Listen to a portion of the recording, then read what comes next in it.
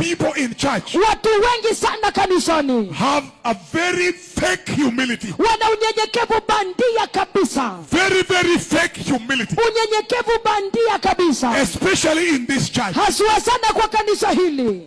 Fake humility. Watu wana unyenyekevu bandia. Sana. They act humble. Wanaonekana kana kwamba ni wanyenyekevu. They act. Wanajifanya. Wanaigiza.